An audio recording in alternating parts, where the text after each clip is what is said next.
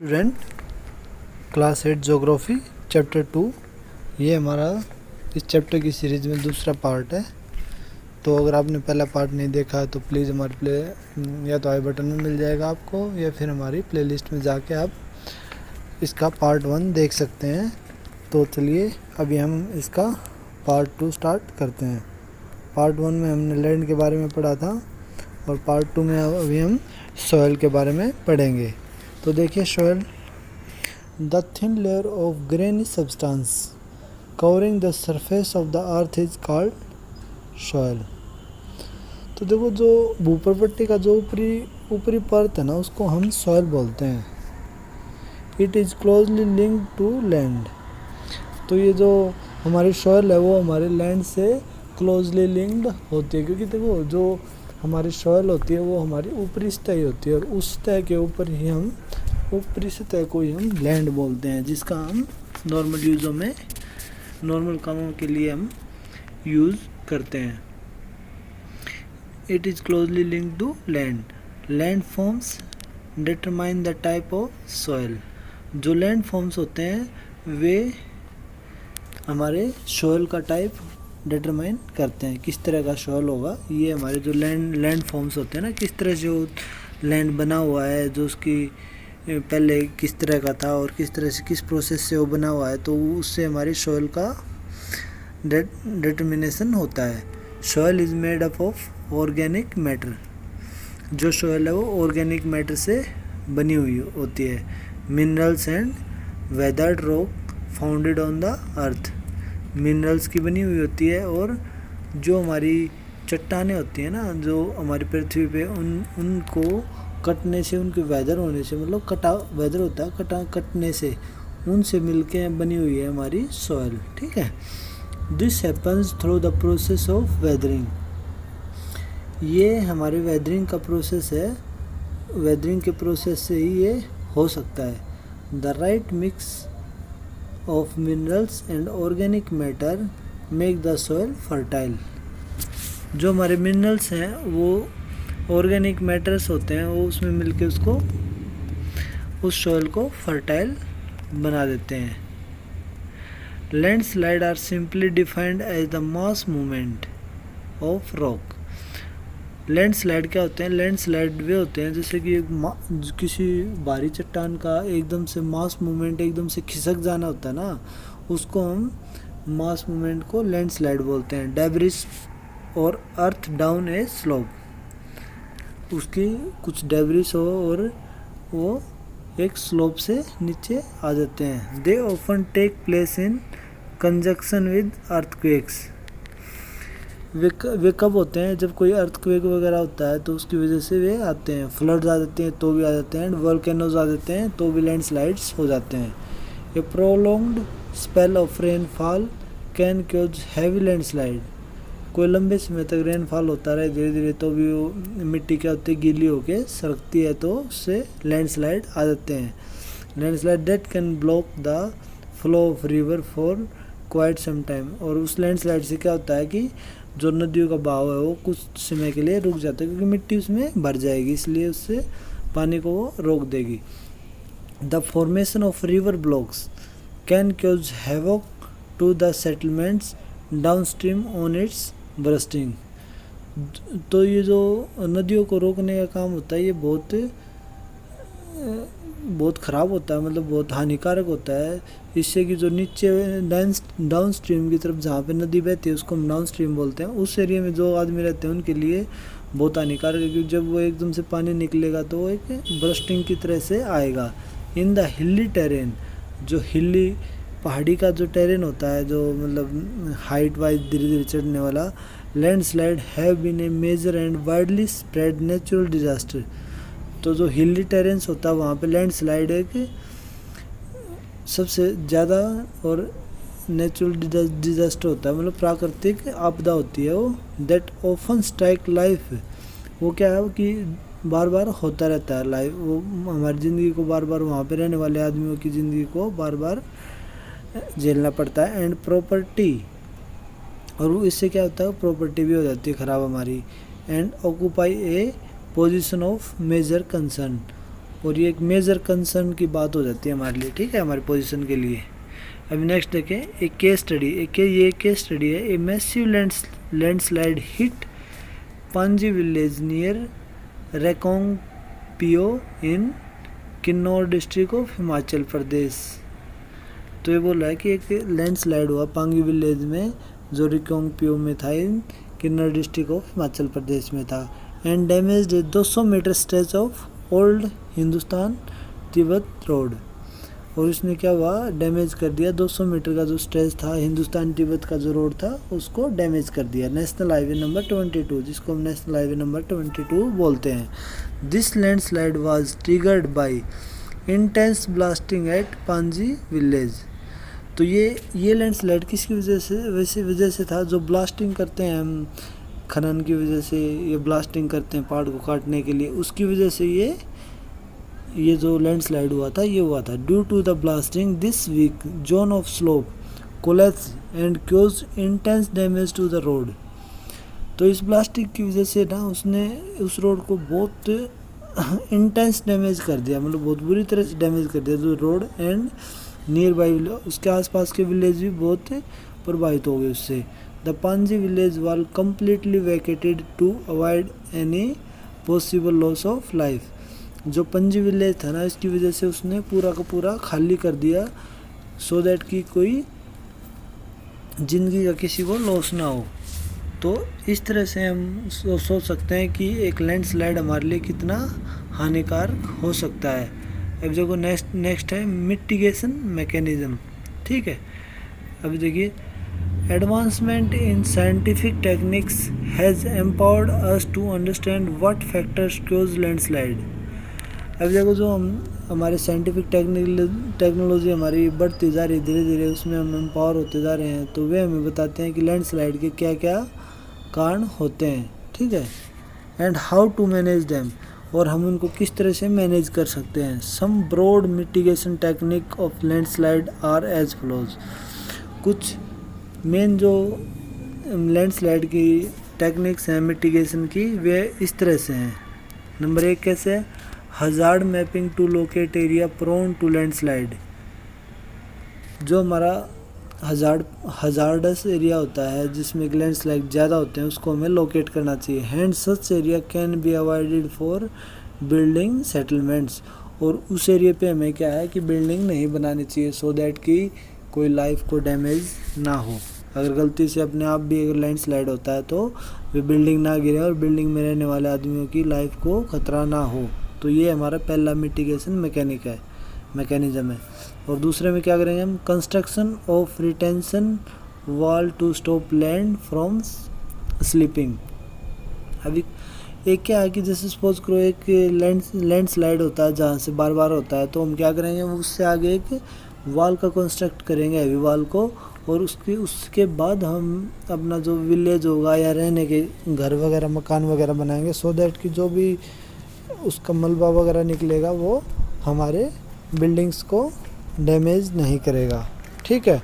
Next क्या है, increase in the vegetation cover to arrest landslide. अभी क्या है, जैसे कि हम अगर वहाँ पे अगर पेड़ पौधे उगाएंगे तो पेड़ पौधे क्या हो, मिट्टी को जकड़ लेते हैं और उससे क्या हमारा लैंडस्लाइड कम हो जाएगा, ठीक है। नेक्स्ट देखिए, the surface drainage control works to control the movement of landslide.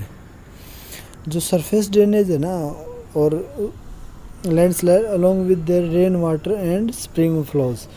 तो जो उसको पानी बह के आता है, अगर हम उसको कंट्रोल करेंगे, ठीक है, उसको अच्छे से मैनेज करेंगे, तो क्या होगा कि वो मिट्टी को काट के आगे नहीं लेके जाएगा, और मिट्टी के कटने से वो वहाँ पे लैंडस्लाइड कम हो जाएंगे, ना कटने से वहाँ पे कम हो जाएंगे, ठीक है।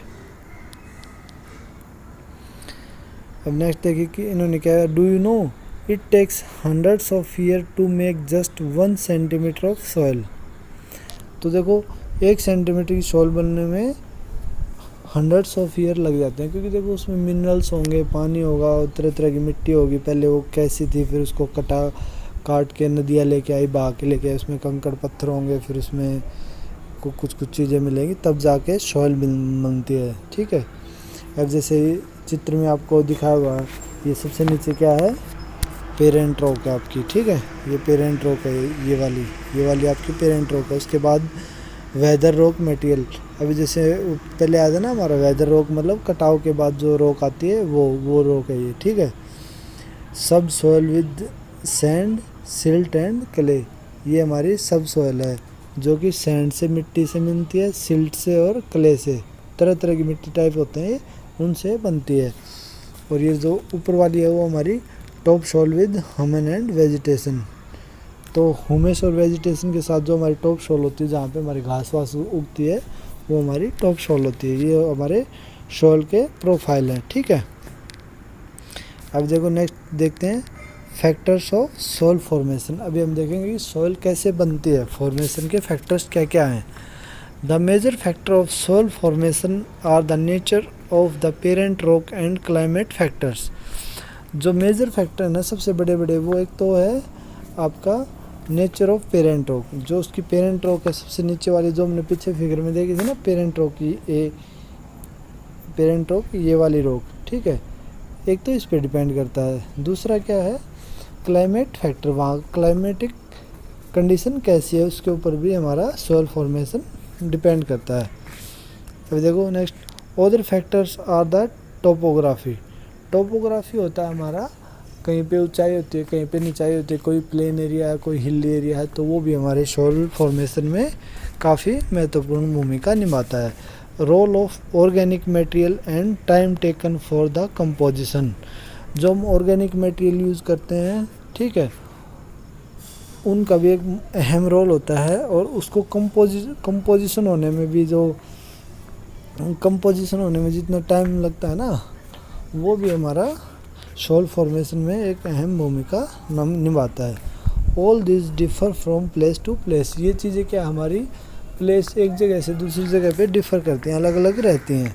अब जैसे देखो सोइल, यहाँ पे आपको लिखा हुआ है सोइल, तो अभी हम इसको देखेंगे तो क्या क्या चीज़ें बनी। सबसे पहले पेरेंट रॉक थी। पेरेंट रॉक में क्या है, डिटरमाइंस कलर। जो हमारी पेरेंट रॉक है उससे ही हम किसी मिट्टी का कलर, जैसे हम बोलते हैं ये काली मिट्टी है, ये लाल मिट्टी है, ऐसे बोलते हैं ना, तो पेरेंट रॉक से ही हमें पता चलता है कि हमारी मिट्टी का कलर कैसा रहेगा, ठीक है। Determines colour, texture, chemical properties, उसकी केमिकल, उस मिट्टी में कैसी केमिकल प्रॉपर्टीज़ हैं, ये हमारे पेरेंट रॉक ही डिसाइड करते हैं, ठीक है। मिनरल्स, उसमें मिनरल्स कितने, ये भी हमारी पेरेंट रॉक बताएगी। आपकी कंटेंट, परमिएबिलिटी, उसके कंटेंट क्या है और उसकी परमिएबिलिटी क्या है। उसके बाद आएगा आपका रिलीफ। अभी रिलीफ में देखो अल्टीट्यूड एंड स्लोप। जो उसका अल्टीट्यूड होता है ना, हाइट, ठीक है, और स्लोप मतलब उसका ढलान कितना है, ये चीज़ें हमारे रिलीफ को बताएंगी। डिटरमाइन एक्यूमुलेशन ऑफ सोइल, ठीक है, ये हमारे एक्यूमुलेट, मतलब हमारी सोइल कितनी एक्यूमुलेट हो सकती है जहाँ पे, तो ये चीज़ें हमारा ये हमारे एक्यूमुलेट डिटरमाइन करती है सोइल के एक्यूमुलेशन को। नेक्स्ट है हमारा फ्लोरा, फोना एंड माइक्रो ऑर्गेनिज्म। फ्लोरा होता है जो हमारी धरती पे पेड़ पौधे उगते हैं ना, उनको हम फ्लोरा बोलते हैं। फोना होते हैं जो जीव जंतु रहते हैं, उनको हम फोना बोलते हैं। एंड माइक्रो ऑर्गेनिज्म तो आपको पता ही है, जो भी सूक्ष्म जीव होते हैं हमारे, उनको हम माइक्रो ऑर्गेनिज्म बोलते हैं। Effect the rate of humus formation, तो उनसे क्या होता है कि वे चलते रहते हैं, उनकी वजह से जो ह्यूमस बनती है ना, ह्यूमस मतलब उसको आप बोल सकते हो जैसे कि भाई थोड़ी मोटी जो वास्ट टाइप का और गर्मी टाइप की होती है, वो मिक्स होकर एक अच्छा टेम्परेचर क्रिएट कर देती है, जिसकी वजह से हमारी सॉइल अच्छी हो जाती है, ठीक है। ये फ्लोरा, फोना और माइक्रो ऑर्गेनिज्म पे डिपेंड करता है। टाइम, अब देखो टाइम देखो, determines thickness of the soil profile. अगर जितना ज़्यादा टाइम होगा तो मिट्टी कट कट के उसके ऊपर आती रहेगी, और हमारा टाइम ज़्यादा होता रहेगा तो उसके प्रोफाइल को बढ़ाता रहेगा, मतलब थिकनेस को बढ़ाता रहेगा, ठीक है। फिर लास्ट है हमारा क्लाइमेटिक कंडीशन। क्लाइमेटिक कंडीशन से क्या होता है, टेम्परेचर। जैसे टेम्परेचर जहाँ पे ठंडा होता है वहाँ की मिट्टी का अलग रहेगा, गर्म होगा वहाँ का अलग रहेगा। रेनफॉल इन्फ्लुएंस, अभी रेनफॉल भी हमारी अलग अलग हो जाएगी। ठंडे एरिया में रेन की जगह हमारे हो सकता है हमें स्नोफॉल मिल जाए, ठीक है। रेट ऑफ वेदरिंग, अभी हमारा जो वेदरिंग है, जो कटाव है, उसका रेट कितना, कहीं पे कम है कहीं ज़्यादा है। एंड ह्यूमस फॉर्मेशन, और हमारा जो क्लाइमेट होता है वो भी ह्यूमस फॉर्मेशन को इफ़ेक्ट करता है। तो ये चीज़ें थी हमारी सॉइल के जो फॉर्मेशन के बारे में, factor affecting the soil formation, मतलब कौन कौन से फैक्टर हमारे सॉइल फॉर्मेशन को अफेक्ट करते हैं। ठीक है, अब इसके बाद हम देखेंगे degradation of soil and conservation measures. अब जैसे जो हमारी सॉइल डिग्रेड हो जाती है, मतलब लो क्वालिटी की हो जाती है, और उसको हम कैसे कंजर्व कर सकते हैं, उसके लिए हमें क्या क्या कदम उठाने चाहिए, भी हम इस टॉपिक अभी हम डिस्कस करने जा रहे हैं। ठीक है, अभी इससे पहले एक हम एक्टिविटी देखेंगे। In India soils could be alluvial, black red, laterite, desertic and mountain soil. Collect a handful of different type of soil and observe how are they different. अब इसमें क्या बोल रहा है कि आप तरह तरह की जितनी मिट्टी है उनको अलग अलग उठाएं और आप ऑब्जर्व करिए कि हाउ दे आर डिफरेंट, वे किस तरह से एक दूसरे से अलग हैं।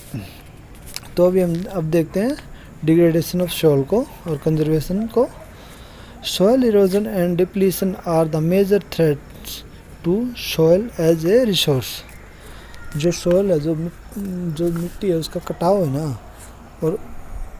और उसका जो डिप्लीशन है वो एक बहुत ही थ्रेट है हमारे सॉइल के रिसोर्स को। रिसोर्स यानी कि संसाधन को, जो मिट्टी का संसाधन बोलते हैं, तो उसके लिए एक बहुत बड़ा हमारा थ्रेट है। ठीक है, both human and natural factors can lead to degradation of soils. Human factor भी उसको, मतलब जब भी सॉइल के डिग्रेडेशन को प्रभावित करते हैं, और नेचुरल फैक्टर भी सॉइल के डिग्रेडेशन को प्रभावित करते हैं। Factors which lead to soil degradation are deforestation. कुछ जो फैक्टर हैं जो हमारे सॉइल डिग्रेडेशन को इफ़ेक्ट करते हैं वे हैं डिफॉरेस्टेशन, मतलब हमारे जो फॉरेस्ट का कम हो जाना, ओवरग्रेजिंग, किसी भी मतलब ज़मीन का बार बार ज़्यादा कटाना, या मतलब उसको ज़्यादा चरा देना। चराने से भी क्या होता है कि वो घास को पूरे को खा जाएंगे, तो फिर उसमें कटाव ज़्यादा हो जाएगा, जड़ें हमारी वहाँ पे रहेंगे नहीं। Over use of chemical fertilisers, हम ज़्यादा अगर फर्टिलाइज़र्स का यूज़ करेंगे, पेस्टिसाइड का यूज़ करेंगे, तो वो भी हमारे उस पर डिपेंड करेंगे। रेन वॉश, तो जो ज़्यादा रेन होती है तो वहाँ से भी हमारी मिट्टी को वॉश कर देती है वो। लैंडस्लाइड एंड फ्लड, जो लैंडस्लाइड होती है वे भी हमारे एक डिग्रेडेशन का कारण है, और फ्लड्स भी हमारे एक डिग्रेडेशन का कारण है। Some methods to soil conservation are listed below. अभी हम कुछ मेथड्स हैं हमारे, जो उनको यूज़ करके हम हमारी सॉइल कंजर्वेशन कर सकते हैं, जैसे कि mulching. The bare ground between plant is covered with a layer of organic matter like straw. It helps to retain soil moisture. तो इसमें क्या होता है कि जैसे हमारे जो जगह खाली होती है उसको हम भूसे जो हमारी पुरानी फसल होती है उसको काटने के बाद जो भूसा बचता है उससे कवर कर देंगे, सो दैट कि जो हमारी मिट्टी में जो मॉइस्चर है उसको वातावरण में वापस ना जा सके या एवापोरेट ना हो सके। तो इससे हमारा क्या होगा कि हमारी जो ज़मीन के अंदर नमी है वो बची रहेगी। ठीक है, सेकंड है counter barriers. Stones, grass, soil are used to build barriers along contours. Contour होते हैं हमारे, जो कंटूर लाइंस हम बोलते हैं, जैसे कि जो एक ही हाइट को दर्शाते हैं ना, उसको हम कंटूर्स बोलते हैं। तो उस पे हम क्या एक बैरियर बना देंगे, एक तरह से एक बाउंड्री बना देंगे, जिसमें हम स्टोन्स लगा सकते हैं, ग्रास लगा सकते हैं, तो उसके एक बैरियर बना देंगे, सो दैट कि उसका कटाव कम हो जाए। Trenches are made in front of the barrier to collect water. तो और पानी को कलेक्ट करना तो हम ट्रेंचेस बना सकते हैं। ठीक है, जैसे कि हम इसमें देख रहे हैं हमारे में ये टेरेस फार्मिंग है, ये कंटूर प्लॉफिंग इसको ये हमारी कंटूर प्लॉफिंग आ जाती है यहाँ पे। ठीक है, ये हमारी टेरेस फार्मिंग है। उसके बाद है rock dam. Rocks are piled up to slow down the flow of water. Rock dam बना सकते हैं जिससे कि हमारा जो पानी ऊपर से बह के आता है उसको स्लो हो जाए, सो दैट कि आगे एकदम से फुल स्पीड के साथ जाएगा तो भूमि को ज़्यादा कटाव करेगा और उसको हम रोक सकते हैं। This prevents gullies and further soil loss. उससे हम सोयल लॉस को आगे वाली भूमि के सोयल लॉस को रोक सकते हैं। ठीक है, उसके बाद आता है टेरेस फार्मिंग। टेरेस फार्मिंग ये आप देख ही सकते हो कि एक स्टेप बाय स्टेप बना दिया जाता है और उस पर हम एक एक स्टेप पे फार्मिंग करते हैं। ब्रॉड फ्लैट स्टेप्स और terrace are made on steep slopes so that flat surface are available to grow crops. तो उसमें क्या एक फ्लैट सरफेस मिल जाएगा और वो लंबा लंबा होगा और उस पर हम आराम से फसल का उपजा सकते हैं। और नहीं तो हम एक जो भी हमारा जो स्टीप स्लोप होता है उस पर नॉर्मली हम नहीं कोई भी फसल उगा सकते, क्योंकि बारिश आएगी या कुछ भी आएगा तो उसको बहा के ले जाने का खतरा बना रहेगा। ठीक है। They reduce surface run of and soil erosion. इससे क्या हुआ, हमारा सरफेस रन ऑफ होता है, मतलब जो अपर सरफेस मिट्टी का होता है ना, उसको रन ऑफ मतलब उसको बहा के ले जाने का खतरा कम हो जाएगा और हमारा सॉइल इरोजन से बच जाएगा। Intercropping, different crops are grown in alternate rose.